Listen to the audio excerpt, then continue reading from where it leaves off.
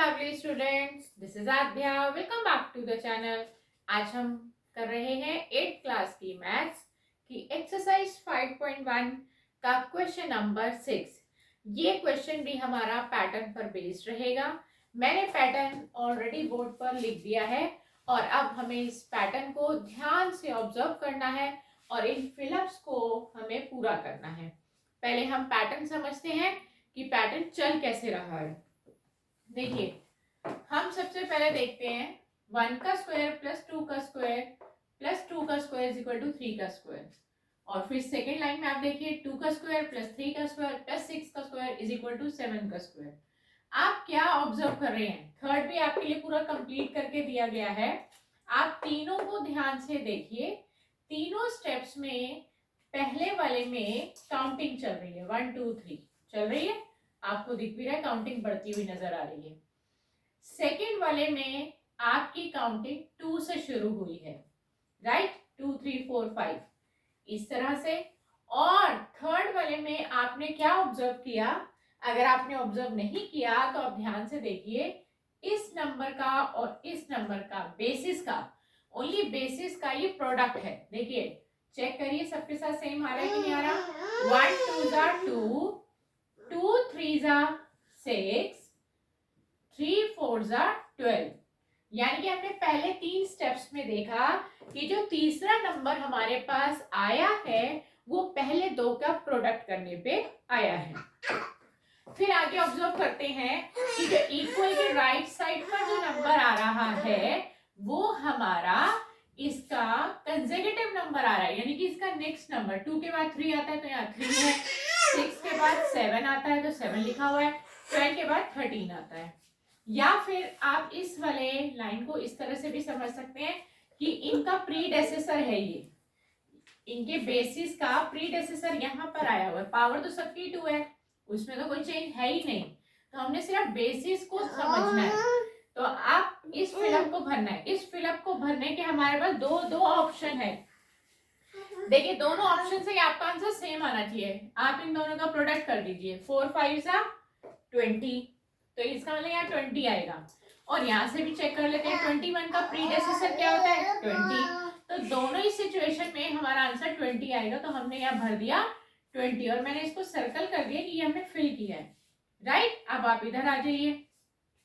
यहाँ पे भी मैंने आपको कहा था कि काउंटिंग चल रही है पर 2 से स्टार्ट हुई है, तो 5 के बाद क्या आता है, 6, तो यहाँ पे 6 आना चाहिए। और दूसरा मैंने बताया था कि इन दो नंबर का प्रोडक्ट है 30, तो आप 5 को 30 से डिवाइड करिए तब भी 6 आएगा, तो यहाँ पे आ गया 6, ठीक है। और वैसे भी यहाँ पर एक चीज और भी नोटिस होती है कि हम इस नंबर का सक्सेसर यहाँ लिख रहे हैं, बेसिस का सक्सेसर यहाँ पे आ रहा है, तो भी 5 का सक्सेसर 6 ही बनता है, तो ये भी फिल हो गया। अब आ जाइए, यहाँ पे दो फिल करने हैं हमें। अब वो क्या होगा, देखिए मैंने कहा था कि यहाँ पे जो नंबर आएगा वो इन दोनों नंबर्स का प्रोडक्ट होगा। तो देखिए 6 7 जा कितना होता है, 6 7 जा 42, तो यहाँ पर आ गया 42 और हमें 42 का सक्सेसर यहाँ डालना है, तो 42 का सक्सेसर होता है 43 और ये हमारे 2 फिल भर गए और क्वेश्चन हो गया कंप्लीट। ये था हमारा पैटर्न।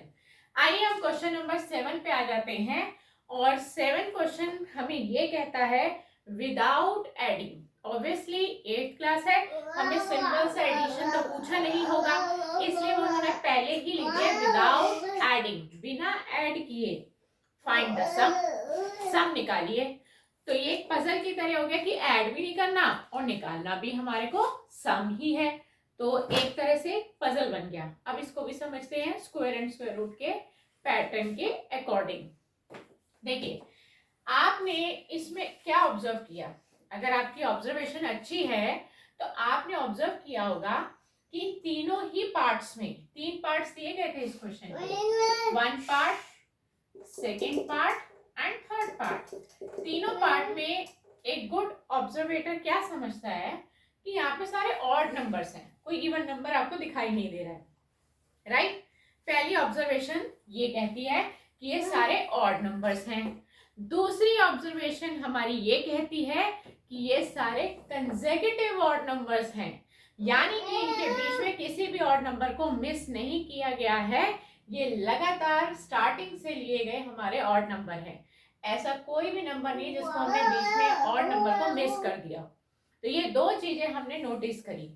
अब करना क्या है, बहुत सिंपल है, ऐड करना ही नहीं है। बिना ऐड किए हम इसका सम निकाल के दिखाएंगे। देखो कैसे, आपने सिर्फ इन नंबर्स को काउंट करना है। 1 2 3 4 5, ये 5 नंबर है। 5 का आप स्क्वायर कर दो। 5 का स्क्वायर करने का मतलब होता है 5 इंटू 5, और 5 5 से हो गया 25। यानी कि हमने बिना ऐड किए बता दिया इसका सम 25 आने वाला है। अगर आप इस आंसर को वेरीफाई करना चाहते हैं या चेक करना चाहते हैं तो आप चेक करिए। 9 + 7 कितना होता है, 16।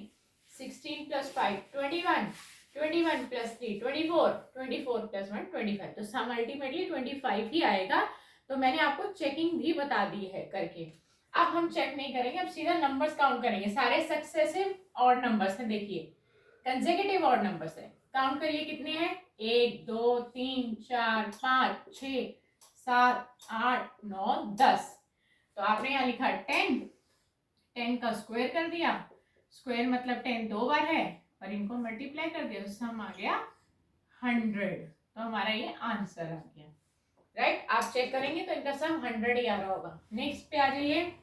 1 2 3 4 5 6 7 8 9 10 11 12। अब हमारे पास ये नंबर हो गए 12। तो आप 12 का स्क्वायर कर दो। 12 का स्क्वायर मतलब 12 इंटू 12, और 12 12 होता है 144। तो ये आपका सम आ गया, और ये हमारा क्वेश्चन कंप्लीट हो गया। तो ये क्वेश्चन हमारे पैटर्न में भी यूज होता है, और एमसीक्यू में भी इस्तेमाल होता है, और एक 2 नंबर के क्वेश्चन की कैटेगरी में भी ये क्वेश्चन हमसे पूछ लिया जाता है। तो आपको करना स्क्वायर एंड स्क्वायर रूट के अकॉर्डिंग ही है। तो नेक्स्ट क्लास में एक नए क्वेश्चन के साथ आपसे फिर मिलेंगे। Goodbye friends.